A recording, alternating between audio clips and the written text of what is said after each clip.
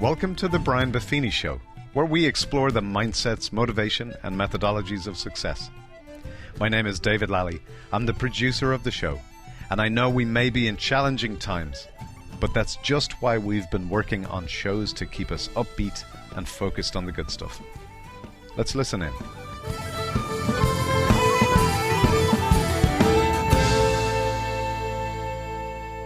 Well, the top of the morning to you, and welcome to the Brian Buffini Show. We're continuing on a series of special messages of people we're reaching out to during this time of coronavirus and financial uncertainty to bring perspective, insight, and some how-tos to our community of real estate agents, homeowners, and then people who are looking for personal growth and development and who feel a little stymied right now by the circumstances. I have a very special guest on our program today, and his name is Vince Malta. Vince is the 2020 president of the National Association of Realtors. I'm a fifth-generation house painter, but Vince is a third-generation realtor and the CEO of Malta & Company in San Francisco. He's 43 years in the real estate business. God bless you, Vince. I'm 33 years in it, so we've survived. And Vince has served on the NAR Board of Directors since 2002, has testified multiple times on behalf of NAR before Congress. He's been involved in the California Association of Realtors and just a stalwart of our industry. Vince Malta, welcome to the show. Thank you, Brian. It's a pleasure being here with you. Well, I know you're in the midst of some very intense meetings with the board, and I appreciate you breaking away right now so we could address the real estate community together. They say a funny thing happened on the way to the play. We had record sales in February, best in 13 years. New home sales were up. Everything's looking hunky-dory. And then here comes this little bug, and we have a pandemic on our hands, and the stock market goes down 30%, and next thing you know, we have bailouts and all kinds of things. Vince, I mentioned in your intro, you've been in the business for 43 years. You've seen multiple recessions. We've had terrorist attacks. Real estate has had major corrections, especially in 2008. What's your best advice for our real estate community right now to help them weather the storm and have confidence in the future? Well, Brian, if there's anything that was a constant amongst all of those, is that we survived them, and we came out stronger on the other end. And even though this is a very different thing that's coming about and what's affecting us, one thing is for sure, we're going to survive this, and we're going to be stronger at the other end as an industry. You're right there in San Francisco, one of the epicenters of the lockdown right now. What's life in San Francisco like right now? It was funny. I was traveling so much as president of the National Association that I told a friend that I wish I could spend a little more time at home. Well, be careful what you ask for in life, right? So it provides a very interesting perspective of what home is now. You know, home is very important to me right now. Well, I may not have been in a lot over the last several years, but that's not the case anymore. And I've really appreciated my home, this place that I call home, a lot more these days. Right. Isn't it interesting in a time of crisis like this that everybody was sent home to their homes? You know, the English expression, our home is our castle, and, you know, I think people have a greater affection for their home. I think they have a greater affection for the people who made their home possible, and I think that's important. I think also some people have found out their home is their sandcastle. You know, I've got 6 kids. All the kids are home. I got a big house, but you know what? I got 6 adult kids all at home, or 5 of them. One of them's married, living with his bride, but I got 5 adult kids home, eating me out of house and home. And I think for a lot of people, they're also going, boy, my house is great, but here's how I need to improve it. Or, you know, I've been thinking about making a move for a long time. This kind of seals it for me. I now know what kind of house I want for the future. So I think when we come out of this, there will be a great pent-up demand in the home business. There already was pent-up demand with the housing shortage, and I feel confident that coming out the other side of this, we're going to see an awful lot of people making a lot of decisions regarding real estate, especially with the interest rates so low. And that's true. We saw that after 9/11 as well. People really looked at home as their safe haven, and so they invested a lot more in their home, or they invested in a home. So they wanted to invest more in that than, let's say, traveling abroad or whatever. And I think that you're going to see the same thing happen here. I think that we're all going to get our home in order when this passes. For sure. And there'll be good opportunity to do so. And still, I have to say, many markets in the United States are still doing a lot of buying and selling in homes right now. Some have been affected and impacted greatly now that we have these stay-at-home orders that are going on. But one thing I find with realtors is they're so resilient and they're so adaptable. And that's what they're doing right now. They're finding ways that they could help their clients either market their property or help them prepare for what they're going through, or providing them the latest information regarding COVID-19 through this crisis. And so that is, I think, so great about our realtor community. They make things work in sometimes the most adverse situations. Yeah, I think that's a great point. And I think obviously the national media is reporting nationally. And, you know, if you think about it, we have New York, where the epicenter of this virus is, which is the media capital of our country as well as the financial capital. You have L.A. is a big area for media. You have Northern California, and you have the state of Washington, which is the tech capitals. You know, if you think about it, there's an awful lot of mind share there, but this is a big old country. And we're actually hearing from thousands of our members that they're still involved in multiple offer situations. That we're hearing from our members, they're doing virtual open houses. They're doing virtual tours. I'm going to be sharing on a Facebook Live here in a couple of days a number of fantastic, innovative things that agents have come up with that are brilliant to both serve their customers, continue to keep the doors open, and continue to keep activity level high. So it is fantastic, and we have such a resilient bunch. Realtors, we're a unique character, right? We have a job, but we really don't. We have a business, and we're by ourselves, but yet we have this group that comes together and does remarkable things. I actually want to direct a couple of questions towards you. First, towards the agents' business themselves, and then secondly, what we can do as agents to be a voice of value and really support our communities. But the first one would be, you've been in the business a long time. You know we're this huge coaching organization. We're coaching people up in their business. If you were a coach right now, and if you were coaching an agent in their business, and you obviously have given a lot of people a lot of advice, from a standpoint of their business, what tips or advice would you give to a real estate agent at this time?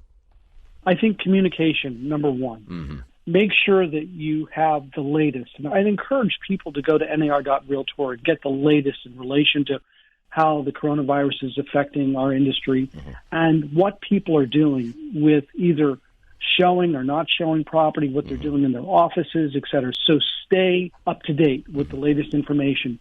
And then I think that this is a time, let's say you're at a stay-at-home order, this is a time to really reflect and look inward, in a sense, as to how you need to perhaps redesign your business model, educate yourself. This is the time to take and do those things. This is a wonderful time to get educated in the sense of getting a realtor designation, et cetera. And NAR is going to hopefully help you do that and make it easier for you. We're going to be rolling out a lot over the next several weeks for realtors to be able to go online and do a lot of that work from home. Right? You bet. I think a couple of things is what we've been advising our members is that you're going to be in a situation where you might want to do 12 months worth of business in about 9 months worth of work. And so now's the time to do training, and we're letting people know about all the training we do. We've switched them all onto online capacities. And also these designations you're talking about. You know, maybe if you were thinking about getting into the luxury market, maybe get a luxury home designation. There's a number of cool designations out there offered through NAR. And now's a great time. I mean, there's only so much news you can watch, and you've watched all the episodes of The Office twice. So now guess what? We're going to get back to work at some point in time. So on one hand, definitely time to get trained, time to get educated. And then the other encouragement I give folks, Vince, is now's the time to be a voice of value in the marketplace. You have customers you haven't talked to in a while. Now's the time to go through your entire database and let people know, hey, the stock market went down 30%, but your real estate value didn't. You're good. You know, the market's in solid shape. The banks are solid. They just did this stimulus package. You're good. And so I recently did a podcast with Dr. Lawrence Yun entitled This Too Shall Pass, which is episode 201. Just some brilliant insight from Dr. Yun, where he really gives the economic forecast from the past, where we are, and then projected a little bit where we're going forward. And it'll give you that confidence and also some specifics so you can actually get on the phone, call your customers, call your past customers, and give them that insight and let them know this too shall pass and communicate like you're talking about. So I think that's powerful. What do you think in regards to how can we provide more value to homeowners right now during this time? Okay, I think they're trying to sort out information. So some are looking to refinance. Some are looking to maybe get into a different property. And so they're going to be asking you questions as to How do they go about that? What's the timing on this? Should I be marketing my property right now? Should I be looking for a property right now? So I think that the answers to those questions are going to be very market specific. And I think that that's where a realtor really comes in and uses their market knowledge in light of what we've got going on right now to determine what they can do and they're not able to do at a given time. So your expertise is needed more now than ever as they're sorting through all the information that's going on out there and absorbing it, because they're getting a lot of national media, right, Brian, and they try to apply that to their market where things just are not yet applicable to their market or are very much applicable. So they need to know where they stand in relation to what they're getting from a national viewpoint and bring it local to them. For sure. There are actually hundreds of counties in the United States that have yet to have a single case of COVID-19. And so it's fascinating seasons that we live in. And for some other people, like if you're in New York City, I mean, that's all there is. And it's such a difficult time for people there. You know, again, the economics and the policies are national, but all real estate is local. We know that. And so keeping abreast of it. I just want to reiterate for a second, NAR.Realtor. There's some fantastic information there regarding current transactions, open houses, and then some general guides for realtors. We've also posted that for any of our members on BuffiniCompany.com. We have a whole bunch of resources and how-tos and tips we're making available to you so you can download. Now's the time to be getting that type of stuff, things you can send to your customers. It's all there for free. Just go check it out. The same for NAR.Realtor. There's just a bunch of great resources and insights. I don't know if you're in a position to talk about this stuff, Vince, but there's been some specific things with our industry that people are approaching and asking for.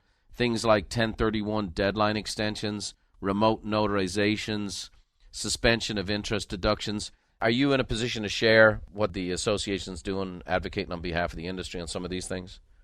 So sure. We're working with Congress. We're working with governmental agencies to make some of these things happen so that we can get extensions, like we've received the extension of filing the tax returns, et cetera, working with HUD in forbearance agreements, et cetera, and in working with, as you said, 1031 exchanges, getting those extended, secure notaries. So what we're trying to do is we're trying to get more electronic notaries and signatures allowed in various parts of the transaction so that we could streamline that. We're trying to work with banks so that a more streamlined appraisal process could happen or verification of incomes through email, because these things really can stall transactions now that things can't be done, let's say, in person or whatever. So we're trying to get this to be done more virtually and recognizing that the economy needs to keep going, and real estate represents a huge portion of that economy. Right. And so we're all about health and safety. That is our paramount concern, because we really want to get by and through this, of course, but there are ways that we can get around this virtually and trying to convince the government and agencies to allow these things, which have been really sticking points. So I think we're going to learn a lot through this process, that things can get done through this virtual means. Vince, I know that NAR has been working tirelessly on behalf of our real estate community with regards to the recent $2 trillion relief package. Can you give us a brief overview of what the measure includes for all of us in the real estate business? Sure, Brian. The measure includes a significant expansion of an unemployment insurance for the self-employed and independent contractors that could provide benefits for up to 39 weeks. Now, you have to understand these workers are not usually covered under traditional state unemployment benefit programs, but for the purpose of this relief package, they are covered. Additionally, there's $350 billion for small business administration loan programs, allowing eligible small businesses to secure up to $10 million towards mortgage interest, rents, utilities, and payroll costs. So that's also huge for small businesses. Additionally, we have unemployed retention tax credits estimated to provide $50 billion to companies that retain existing employees. Very important for businesses as they move forward.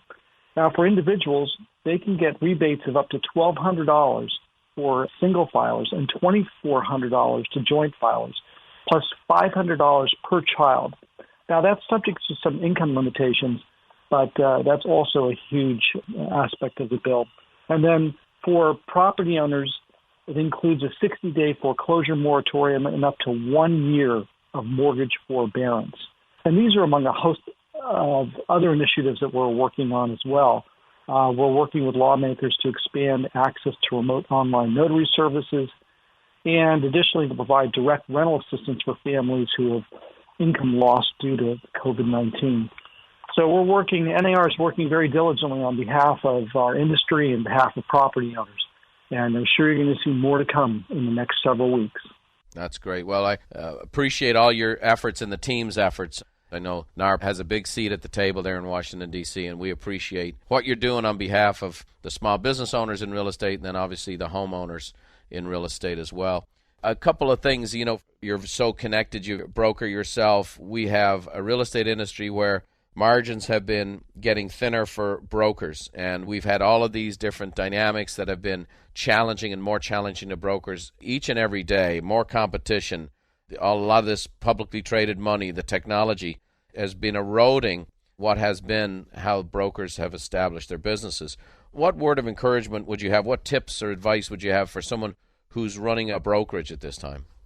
So my words of encouragement would be that our services are going to be needed more now than ever. Mm-hmm. As you could see, some online providers have pulled back their services because of what's been going on, such as iBuying programs, et cetera. Yes. So I think that there'll be a great need for real estate services as we move forward. And I think that once we blow past this, as you indicated before, that we anticipate a lot more activity. Going into this, we had a very strong February, as you know. Mm-hmm. Housing sales were up over 6%, which was extremely robust.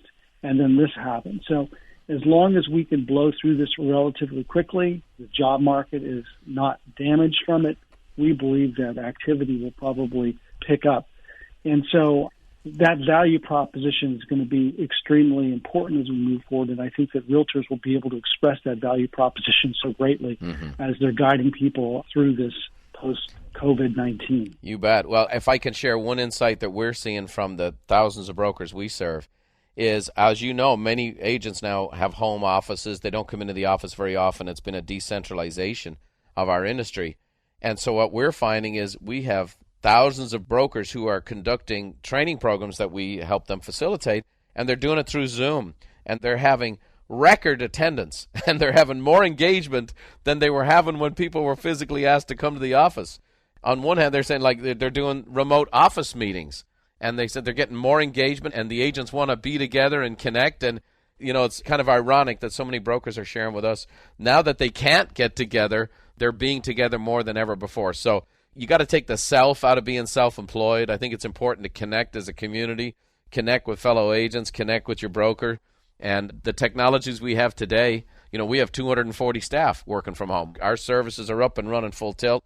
And so it's fantastic. Everybody's operating, and all these Zoom meetings are going on, and the esprit de corps in our company is phenomenal. And we're seeing this esprit de corps amongst real estate brokerages at an all-time high. And so I think, like you say, some blessings always come out of these trials, right? And difficulties always, you squeeze the orange, out comes orange juice. It shows you what's inside.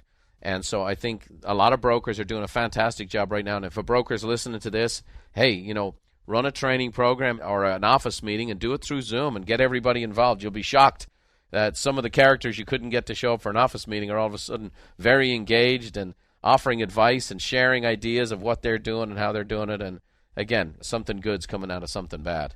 Very true. That's just an example of how we're going to be getting better and stronger after this. Our level of communication will probably be better than it's ever been. For sure. After this is all over, absolutely. Well, it's interesting. Obviously, here you are. You're president in the middle of a year. You were on the plane. Most people have no idea the work schedule and the workload of a president of NAR. And when you become elected, it is full tilt. Your life's on hold for a year, and you're traveling around and at meetings and so much going on. So now you have this involved. You may not have had time to even process this yet, but I'd like you to think about it. Let's say it's the end of a year. Of this particular year, your tenure is ended. What would you hope to have achieved at the end of this year and contributed? It's going to be no ordinary year. You're a wartime president, as they say. So what would you like to see have happened? And you can say, I did my bit by the end of the year. That we recognize that we worked together at all levels of our associations, local, state, and national level, that we had our agents and brokers engaged in working together through this period, and that we come out stronger on the other end and set the table for 2021. And I think that's very important. So it's really working together and keeping us together as an association, as an industry, so that we can keep moving forward. And I think that's important. And that we demonstrate at the National Association of Realtors that we care, we were engaged, and we responded to members' needs. You bet. And we feel very strongly about that. So if we accomplish that at the end of this year, we should be very proud of what we've done. That's fantastic. Well, I think in times like this, people develop new appreciations for things. Years ago, my house burned down, and I had to build a new house from the ground up. And, all of a sudden, we're building this foundation, and we built a 10,000 square foot home with this concrete foundation, and I don't know how many, just dozens and dozens of cement trucks. I had never given a thought to a cement foundation before. But all of a sudden, when I had to go through the process of rebuilding, I had a great appreciation for all the work that went on. As you heard with our interview with Dr. Ben Carson, the Secretary of Housing and Urban Development, he's got this sharing, this appreciation for all the people that are working. All of a sudden, folks are appreciative of the efforts of what they're doing, things we normally take for granted. And I think as an association, many of us as realtors, and I've been a member for over 3 decades, it's very easy for us to have taken for granted who NAR is and what NAR is. I pay my dues, but I'm not really involved. And all of a sudden now, I think people are going to gain a new appreciation for this group that's there to advocate, to support, to help, to provide resources. And I really think at the end of this year, you could find yourself as an organization really with a different level of connection with the real estate community, where people really have an even higher appreciation and value for the organization that represents them, that's fighting for them, to provide everything they can for the Association of Realtors, and then also how the realtors can then advocate for housing and their customers. I think a lot of good will come out of this, and I really appreciate you being with us today. It shows your commitment, in the midst of all the crazy stuff you got going on, to take the time out of your meetings to be with us today so we could send this broadcast to as many people as possible in our real estate community and to homeowners to know that there's this group of people who are here. That people who come and go, like you said, the iBuyers, they fly into the market, and at the first sign of trouble, they fold up their tent. They folded up their tent like within days. But realtors aren't going anywhere. We're here for the long haul. We're here to serve. And as a president, we really appreciate your leadership and what you're doing at this time. Well, Brian, thank you. It's a pleasure. And I want to thank you for inviting the Secretary on your show. Working with HUD has been tremendous this year. They've been extremely cooperative. They're a great partner. They've worked with our staff so well. And I'm confident that they'll work through these issues as we're working through fair housing, which will continue on through this. And we appreciate the Secretary's efforts, and we appreciate this show for bringing all these to light to your members. You bet. Well, thanks so much, Vince. We appreciate you. Enjoy your next few days at home. It looks like it's going to be even longer in California. So continue to do your work and continue to bless as many people as we can. So appreciate you being our guest today.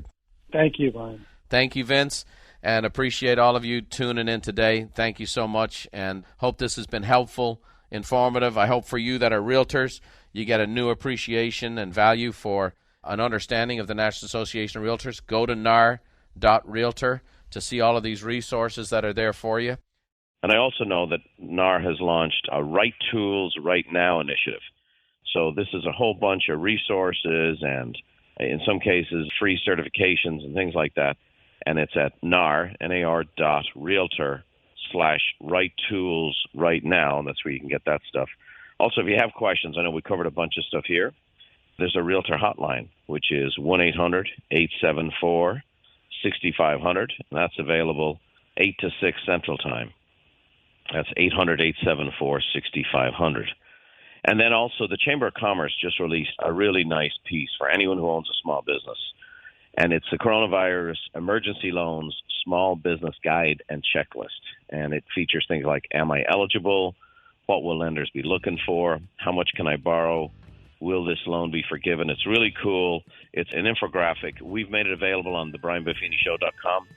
It's also available on BuffiniandCompany.com/BC bonus. Let me leave you the way my mom normally leaves you, with a little Irish blessing. May the roads rise up to meet you. May the wind always be at your back. May the rain fall soft upon your fields and the sunshine warm upon your face. And until we meet again, may God hold you in the hollow of his hand. We'll see you next time.